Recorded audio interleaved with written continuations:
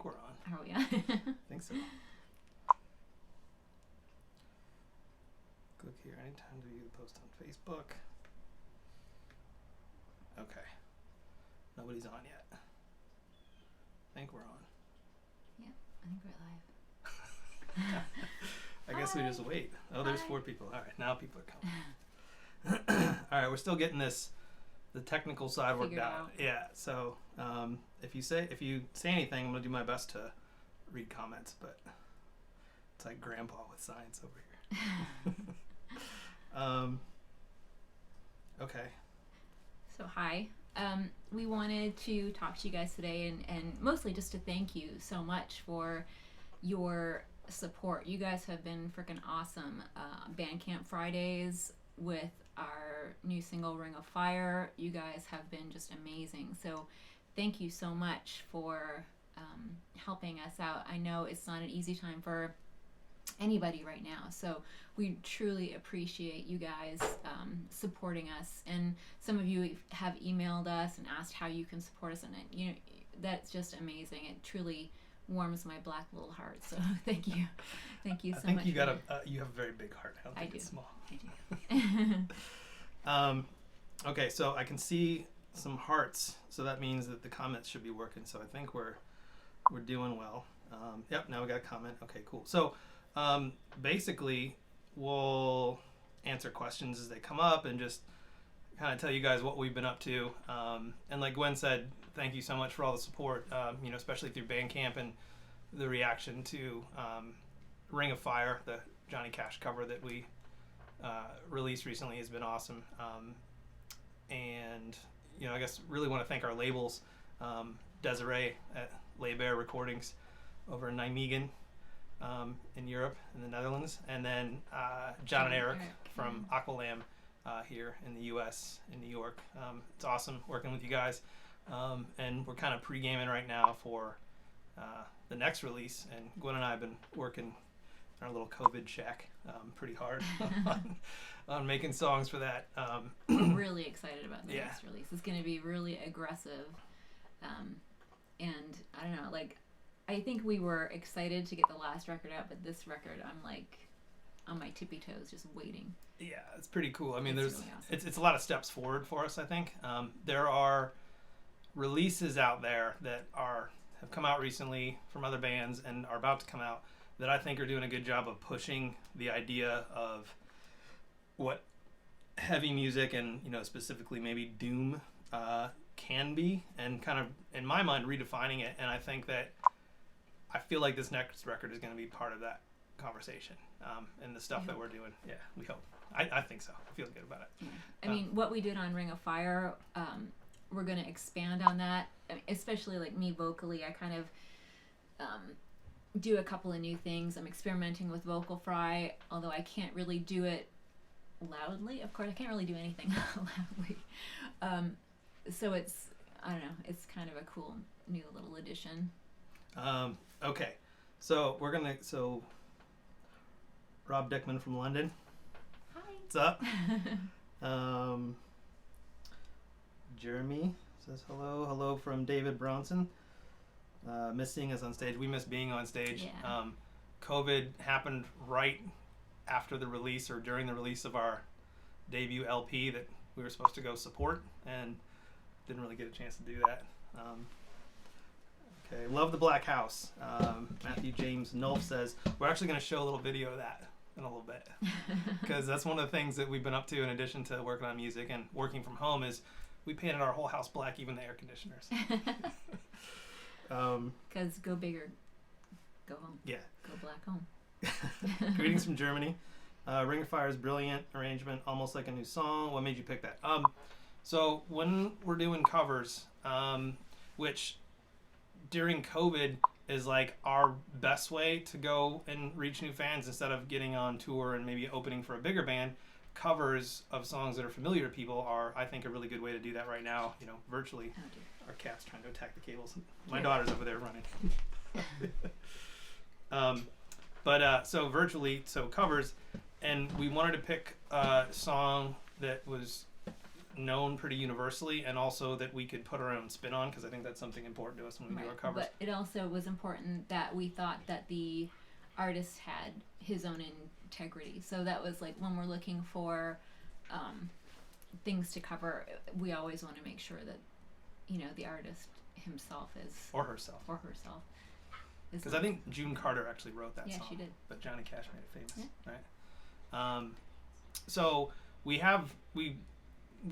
and I spent a lot of time figuring out which songs to cover, and we made a short list, and then we actually tried covering some of those, like we did the music for it, and Ring of Fire just made a lot of sense, and I think everything kind of came together. All the chorus took a while to figure out how we It took us like a month and a half to make that song. I think there's actually like 21 separate vocal tracks, and we just kind of took the song, tore it apart, and put it back together in the way that, you know, we wanted to hear it.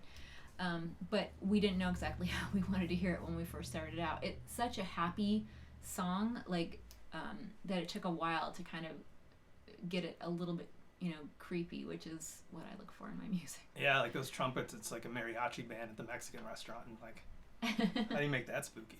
You know, right? So, yeah, it took a while. The verse that Gwen did, like, I think it's line 3 when she gets kind of loud in each of the verses, like, that was all Gwen. I just came upstairs and she's like, check this out, and that really set the tone and made us try harder on the chorus. And then, oh my god, oh no, that's our cat.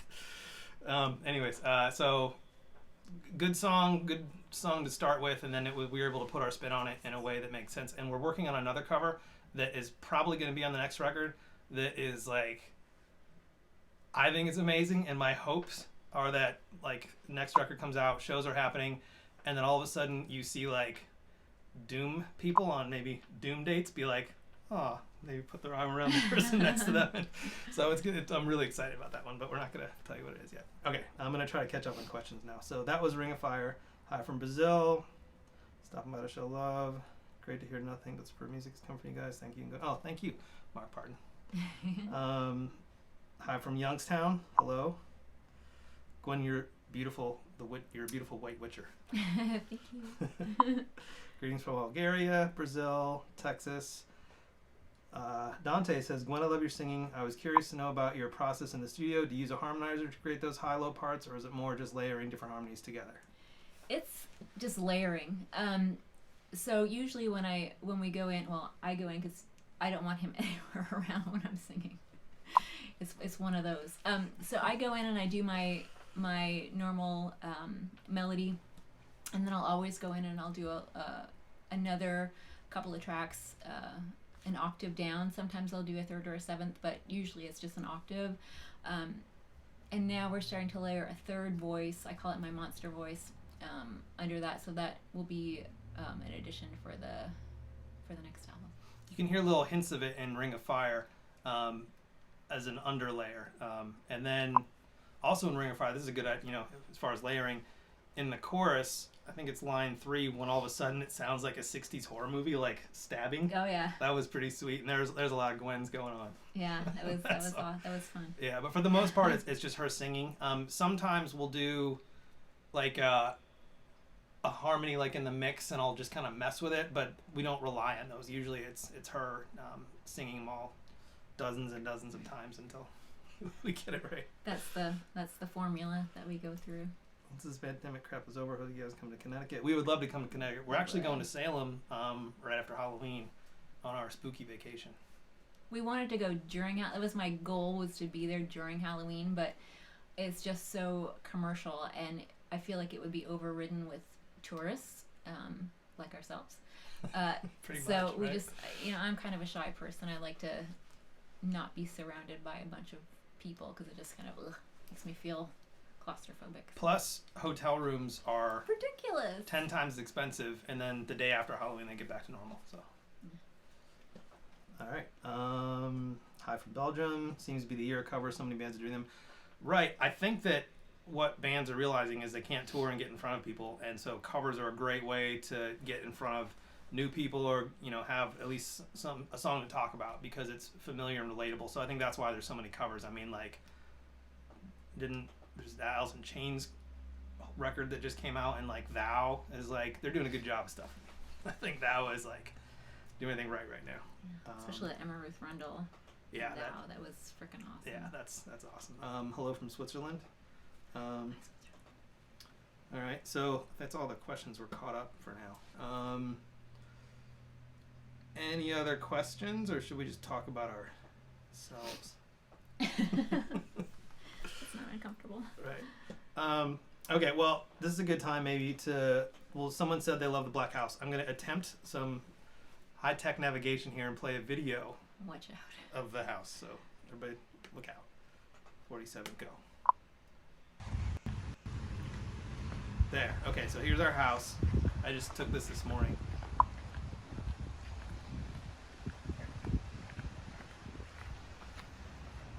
It's all black, even the air conditioners. And then we have like a little cat skeleton that lives there year-round in the front porch. And we're up in the 3rd floor right now. It's the Frayle house. And then neighbor's house, normal. Frayle house. Spooky.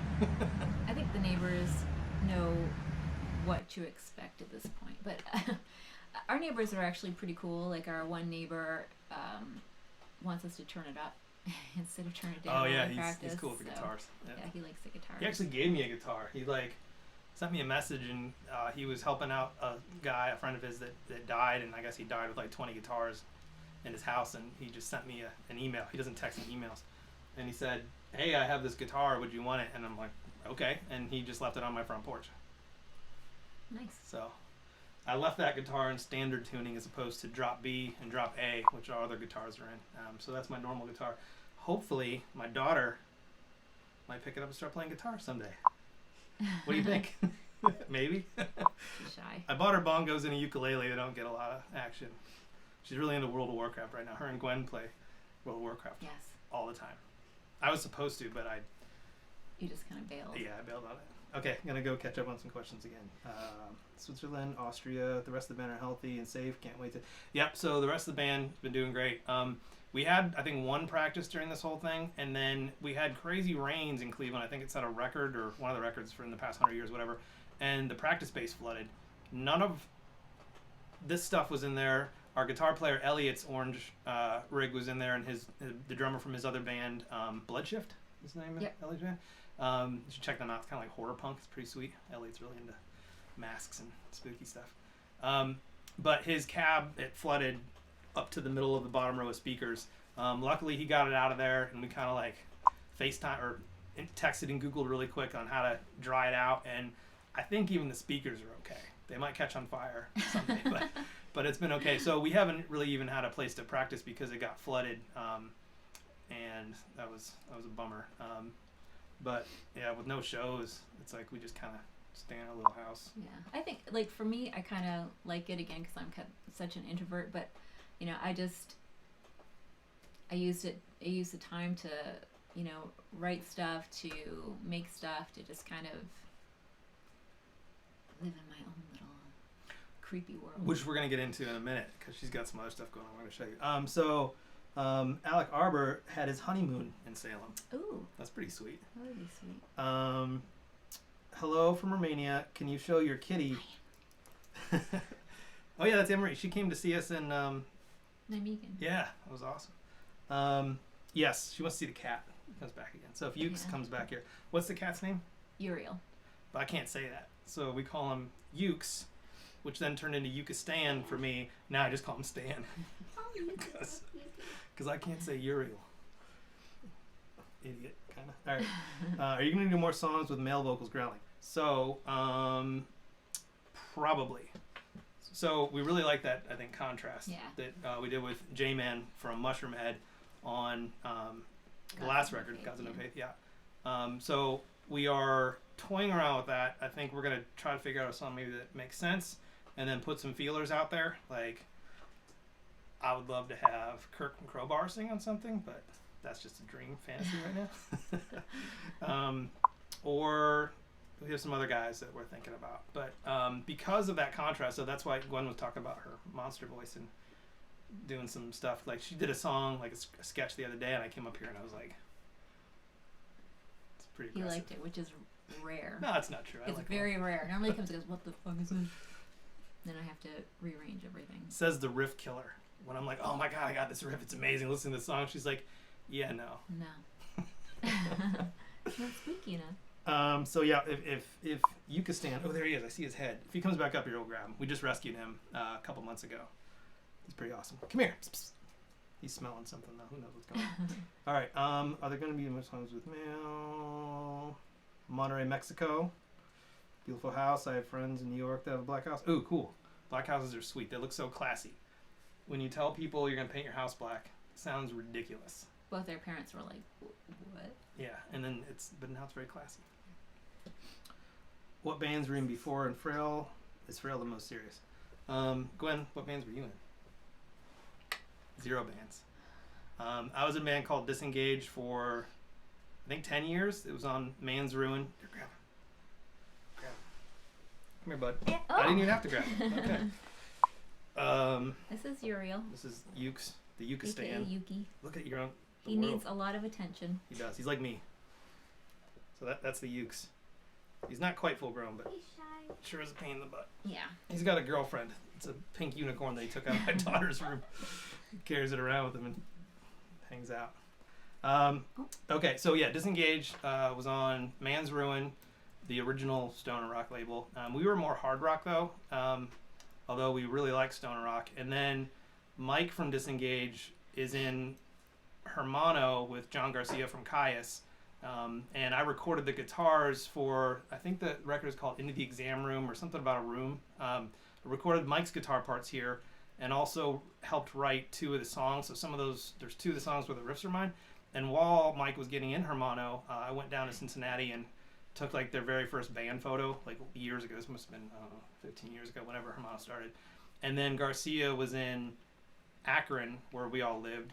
And Disengage was having practice, and our singer wasn't there, or he was there, but Garcia came down, and we played like the only half of a Kyuss song that we knew, and then Garcia was singing on it, and I was like 21 or 22, and it was amazing because I was like, that was like one of my idols, still is like one of the best singers, and so I actually got to play a song at practice with Garcia singing. It was sweet.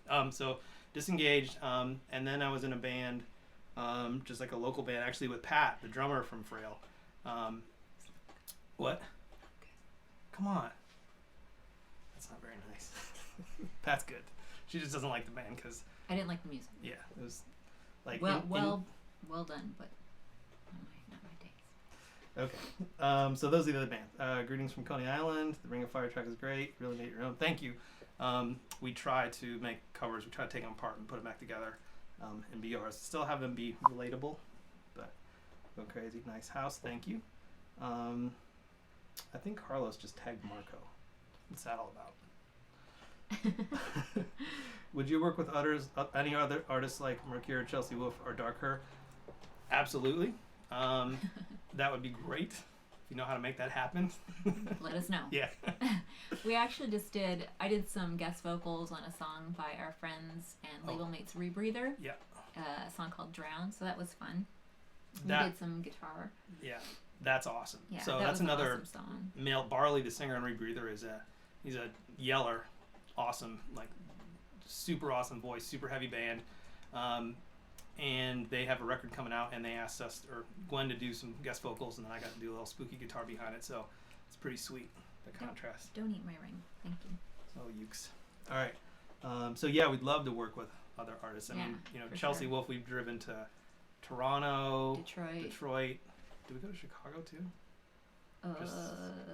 Maybe. Cleveland. Like, we've seen her a bunch. Amazing. That was cool. Hello from Brazil. Dig up Peter Steele and do a duet. Gotta keep her away from Peter Steele. Keep her away from that. He's got a nice head of hair, or he had one. Hey, hope everything is going great. Next to Gwen's mask right now. Oh, Stephen Intermill. What's up? Hey, Steve. Ow. So Stephen Intermill he runs the, why am I brain farting on the name? Richard Buckland Museum of Witchcraft in Cleveland. Is it Richard? It's just Buckland. Buckland, okay. I'm going to take him away because he's Okay. Wait, everyone's leaving now that you're gone. They're all dropping off. Anyways, Buckland Museum of Witchcraft is amazing. A lot of artifacts that to us are very important. As important in my mind as relics from the Bible or any other religion that's out there. And he was nice enough to put the mask that Gwen wore on the very first the EP for White Witch is now in there, which is awesome. And then we used a lot of artifacts from the museum and shot them for the book that accompanied 1692 because it was very fitting. So like a lot of like legit artifacts that were used and important people in the witchcraft community. Nice. And there's some stuff in the museum that Gwen won't let me touch or take pictures of.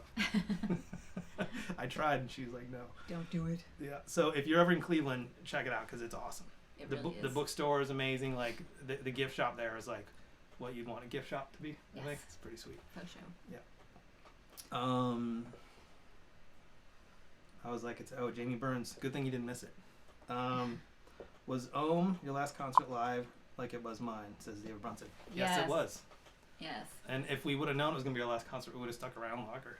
We got there after they started, and we left before they finished. I don't remember why. Well, we only last like 20 minutes at shows. Well, that's a bit of an exaggeration, but yeah, we kind of go and we're like, okay.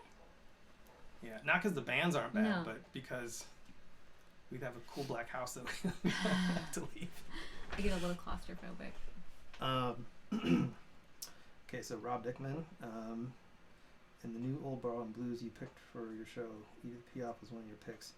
That surprised us a bit. What other strong influences do you have? Well, I think my biggest influence is always going to be Portishead. I just love her vocal styling. I like her phrasing.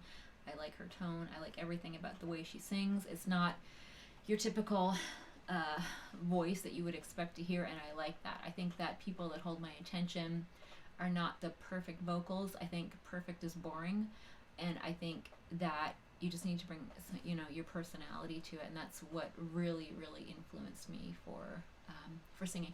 That and Cranes, honestly. Cranes was another big one where I kind of got that pinching your vocal cords together and pushing it over top. That's like what I use. What about musically? Like, what other bands are in your mind when you shoot some of my riffs down? Well, I like Chelsea Wolfe musically, vocally, everything. She's awesome. Mercury, I like Emma Ruth Rundle. But when I shoot down your riffs, it's because always the same reason, not spooky enough. It's gonna be creepy. If it's not creepy, out of there. Yeah, sometimes like I'm influenced a lot by some of the early drop D bands like Hum, Quicksand, which are more major scaley. So sometimes that creeps in, and I think Gwen has like the magnets are the opposite way, and it like repels. So like. But I think that's kind of what makes us us. Is like you come in with this, and I come in with like the goth. I like the goth. And then the goth legacy. And then we kind of meet in the middle, and that's why it sounds authentic. Yeah. So Crowbar, huge. Edith Piaf.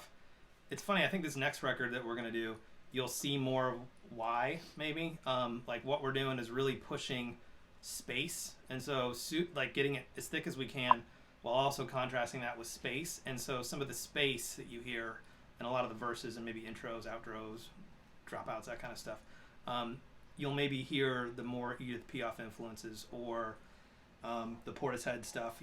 We're playing around with mimicking what loops would sound like lo-fi loops. Like we're not using loops, but there's like playing around with like, okay, what one of these heads back here and one of my millions of pedals can I throw on something to kind of emulate what a loop would sound like and give it space, and like spend way too much money on recording gear like for this record.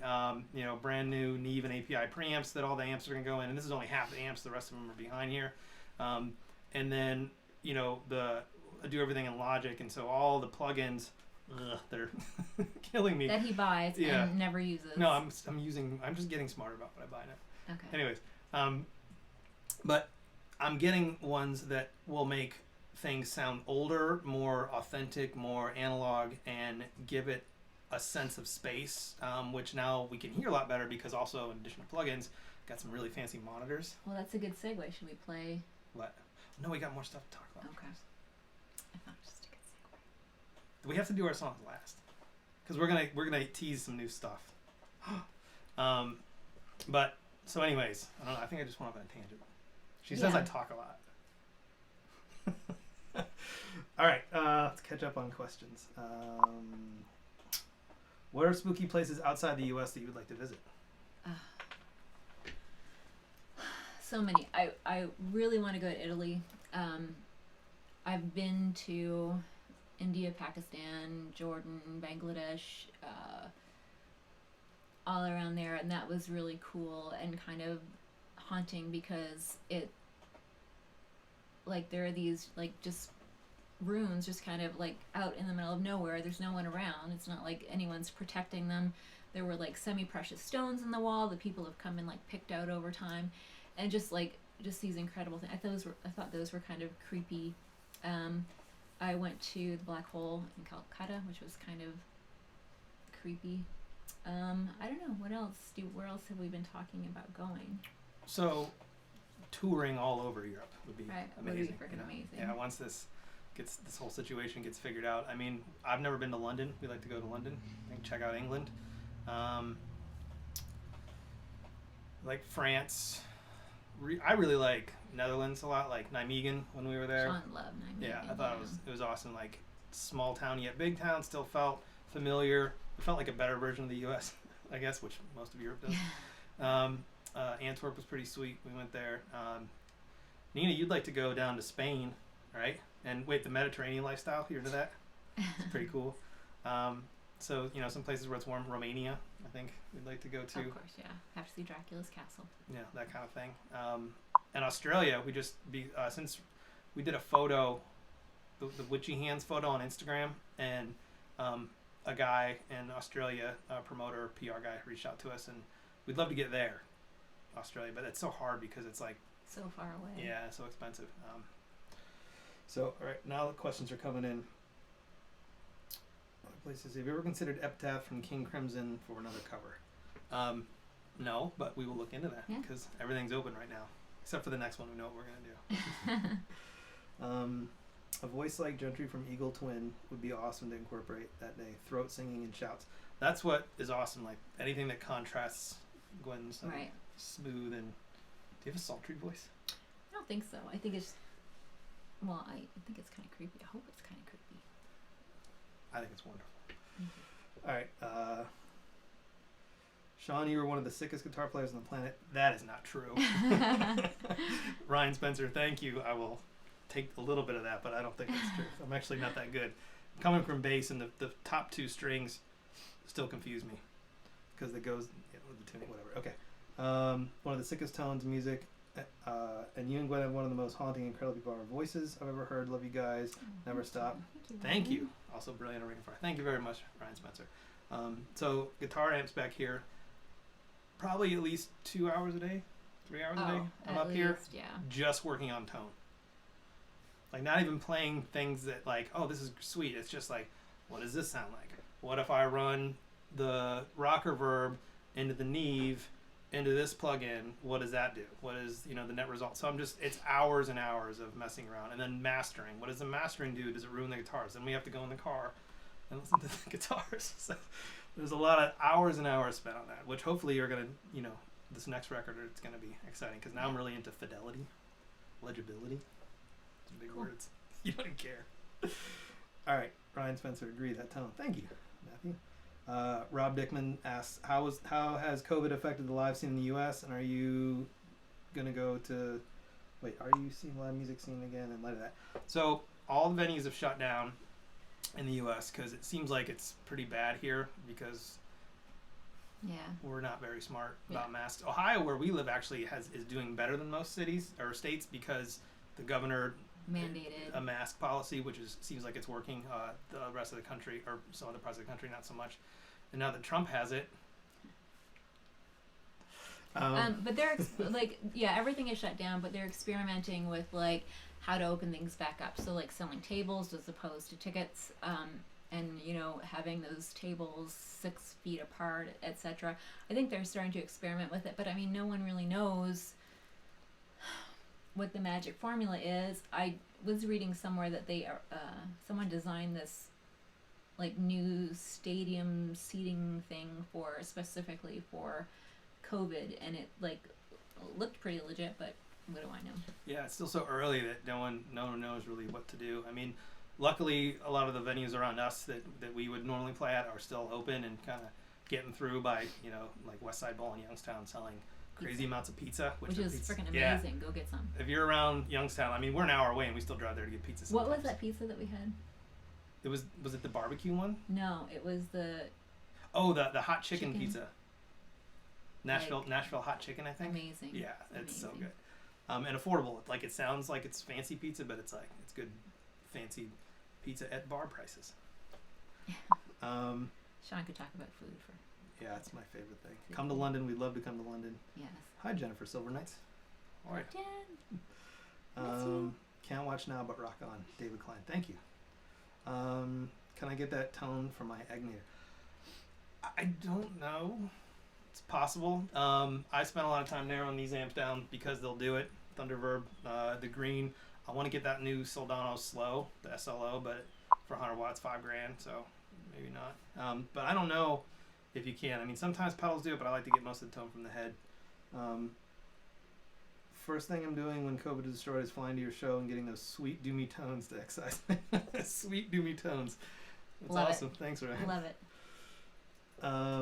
Miss you too, from Jennifer. We miss you too. Oh, so now Jennifer used to work. We owned an apparel factory together. This is a segue. Jennifer, thank you for this. So we owned an apparel factory because we're both apparel developers. We have a company that we own together called the Pattern Makers, which we make styles for other brands, like if they want to make a button-down shirt or jeans or hoodies or dresses or anything, leggings. We do sourcing and tech packs, which means all the development side of it, and we help people get things made. Our main client now is in the fire safety industry, so I'm designing and helping produce things that firefighters wear into fires, like the turnout gear, and then these hoods that actually block carcinogenic materials and keep the guys safe so they don't get cancer, because it's a huge thing. And I love it. Like, it feels awesome. It feels more rewarding than just like fancy jeans. It's actually making things that help people. And so Gwen, in our house in the basement, is a full fashion factory. I think we kept like 7 of the machines. Mm-hmm. And so Gwen's down there all the time, and she started a line. You talk about your line. Oh, I don't know. I'm not good at selling. So I started a line called Heretics Union, and it's just kind of easy to wear stuff. It's nothing crazy, although that might come later. But it's just super easy, like comfortable, easy to wear clothes. So I'm going to play a video that we shot in our house of the brand. But I have to... And this is our friend Grace that was doing modeling. Here we go.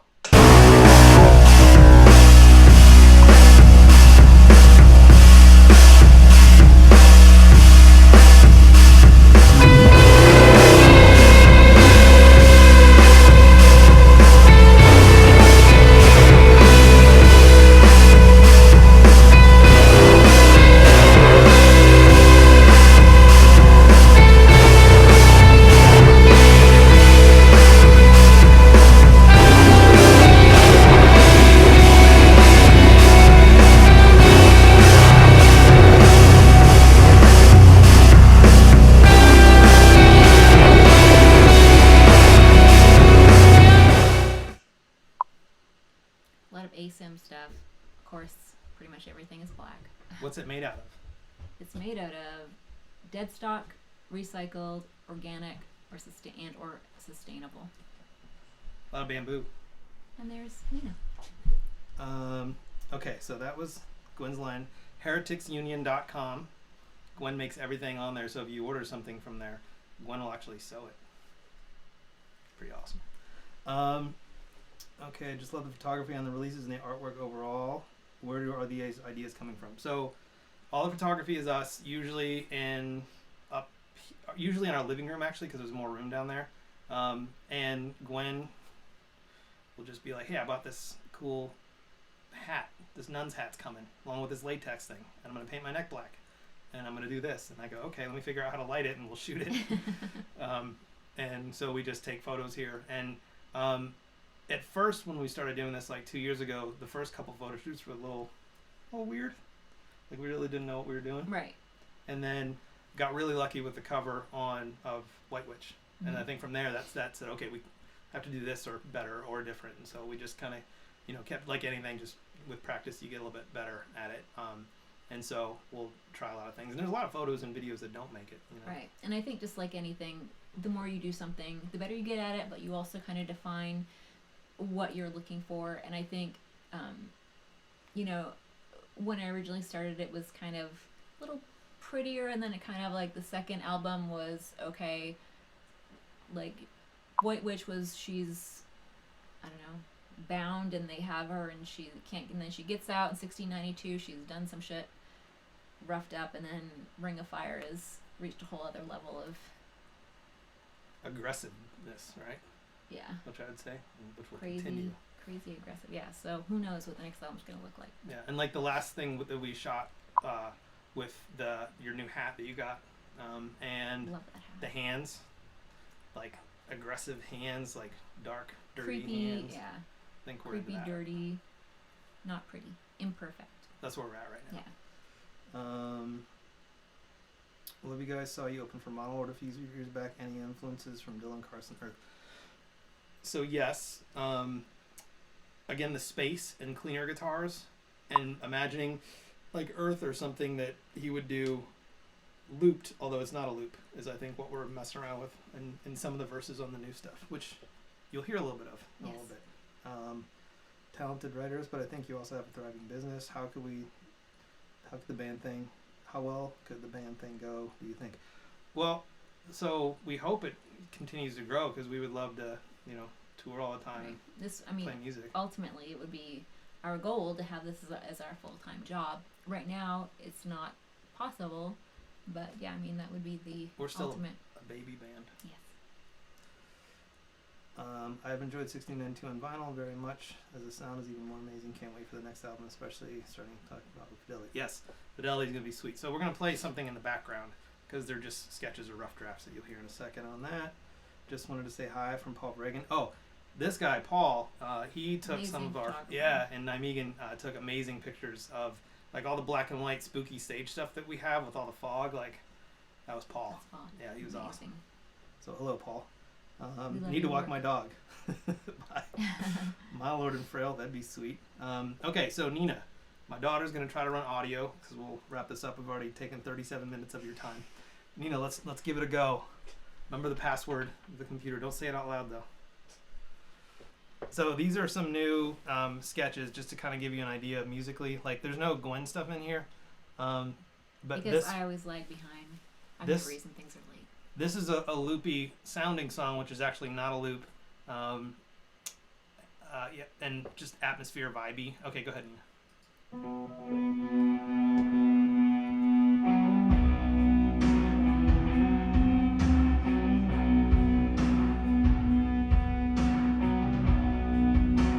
So it has like that pulsating. Yeah, you can go to the next one. Or wait, hold on. Okay, so now, wait, no, press pause. Okay, so this is back to that Earthless kind of thing. Not so much the Edith Piaf, but Earthless-y kind of guitars. This is actually a Fender Reverb Deluxe, which never used that before, but Eric, the bass player in the band, has, I think he might have more guitar stuff than I have. So he let me borrow his Fender Reverb, and that's what this is right here. So space and reverb. Go ahead, Nina.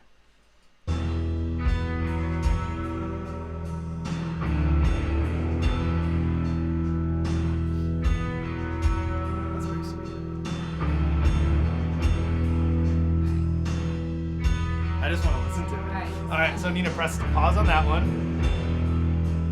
and then go up there. Yeah, and so this one is called Gaps, which for It's my obvious favorite. reasons. Start it, or how do I? Just press play up there. Yeah. Okay, now it's going. So Gaps. Maybe. Hold on, is it thinking? Push OK. And now try press and play again. Gaps.